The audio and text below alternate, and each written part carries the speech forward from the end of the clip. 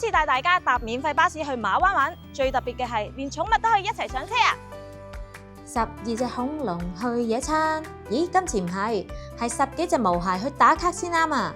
我哋由香港市中心黃埔出發，齊乘咗旅遊車出發了。其實呢架旅遊巴呢，係由馬灣一間叫太陽系委員會嘅 cafe 搞嘅，只需要俾幾十蚊留位費就可以帶埋寵物來回馬灣。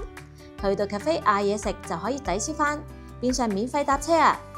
佢哋每逢星期六日同公眾假期都會安排唔同地區出發嘅寵物巴士，好似有長沙灣啊、北角啊、大圍啊、將軍澳等等都會有團㗎。Hello， 你係咪第一次參加呢個寵物巴士？第一次參加，第二次今次，因為如果要帶咧都要搭的士啦，咁嗰個費用都幾貴咯，一來一回。咁啊，而家有一個免費寵物巴士，咁啊見到第一時間參加。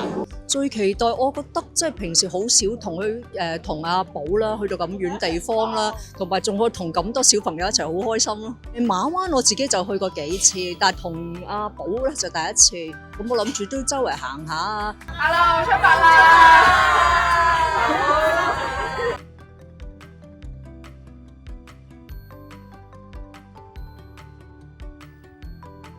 馬灣的確有幾多靚位可以打卡㗎，好似cafe對開已經見到青馬大橋啊、挪亞方舟，仲有珀麗灣東灣泳灘。不過如果想帶狗狗去玩沙，就要行5至10分鐘，去到馬灣100-600。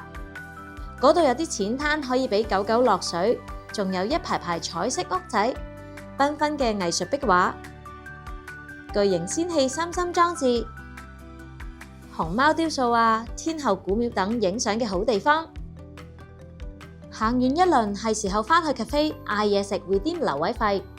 餐廳有落地玻璃窗，亦都有露天座位，可以一邊睇景一邊嘆美食。啲嘢食都好 IGable 㗎。首選推介有海膽醬三文魚子八爪魚意粉啊！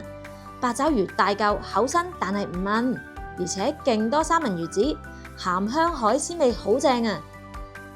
鍾意食辣嘅呢，就推介另外一款椰香冬陰功蟹黃意粉，大件原隻軟殼蟹，夠足料啦啩！